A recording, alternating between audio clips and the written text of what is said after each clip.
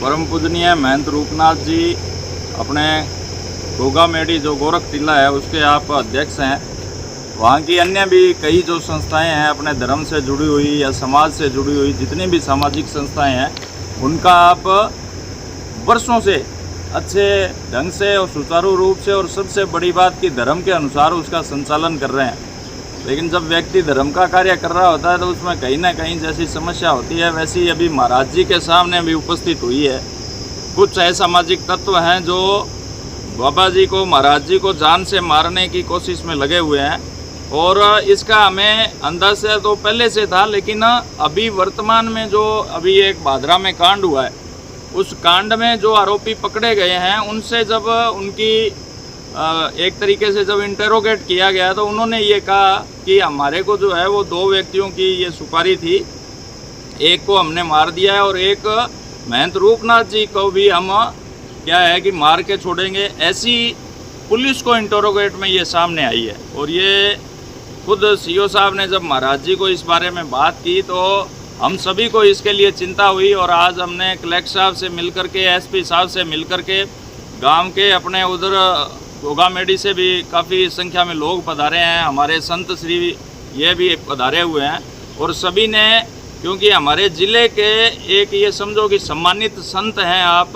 हमारे ज़िले के सबसे बड़े जो संत हैं उनमें महाराज श्री की गिनती होती है।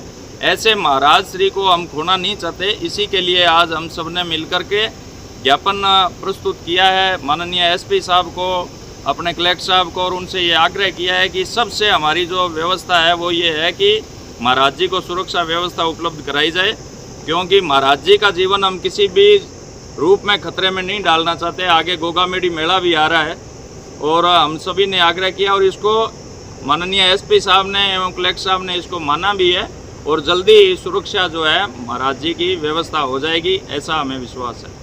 गोगा मेडी के महंत रूपनाथ को मिली है जान से मारने की धमकी, उसके बाद फिर संगठन हुए हैं सक्रिय। विश्व हिंदू प्रसिद्ध हिंदू संगठनों ने जहां एक और कलेक्टर और एसपी से की है मुलाकात और ज्ञात रहे महंत रूपनाथ नाथ संप्रदाय से जुड़े हुए हैं। वर्तमान में विभिन्न सामाजिक धार्मिक प्रशासनिक पदों पर कार्यरत हैं। वे गोरख टीला ट्रस्ट, गोवंश रक्षा केंद्र, वैदिक साधु आश्रम, गौशाला गोगा मेडी, ग्राम पंचायत गोगा मेडी के प्रशासक और राजकीय उच्च माध्यमिक विद्यालय गोगा मेडी के अध्यक्ष और सरपंच एसोसिएशन के प्रदेशाध्यक्ष पद पर कार्यरत हैं।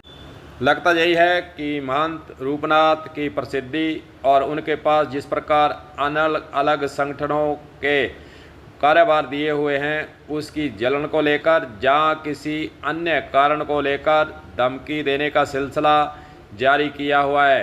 पुलिस जांच के बाद ही पता चलेगा आखिरकार धमकी देने वाला क्यों इनके पीछे पड़ा है और क्यों इनको तंग परेशान कर रहा है। साधु के वेश में, महंत के वेश में ऐसे व्यक्तियों को जब जान से मारने की धमकी मिलती है तो फिर जनता के बीच में दुख की लहर जरूर फैलती है। वैसे धमकियां देने का सिलसिला आए दिन अब ज़्यादा हो चुका है और कई लोग जो है धमकियां देने से पीछे नहीं हटते हैं और अपना स्टेटस बनाकर रखना चाहते हैं। पुलिस को ऐसे व्यक्तियों पर, ऐसे आरोपियों पर सख्त कार्रवाई करने के लिए अपना पुलिस के जाल का इन्वेस्टिगेशन और बढ़ाने की आवश्यकता है। चलिए सुनते हैं महंत रूपनाथ का इस मौके पर क्या कहना है, सुनिए। आज यहाँ हम कलेक्टर साहब को एक ज्ञापन देने के लिए आए थे। अभी थोड़े दिन पहले मुझे सूचना मिली थी कि अभी भादरा में कोई हत्याकांड हुआ था, उसके अंदर कोई मुलजिम पकड़े गए थे। तो बताया कि भी अगला टारगेट जो है वो गोरख टीला गोगा मेडी है, महंत रूपनाथ है।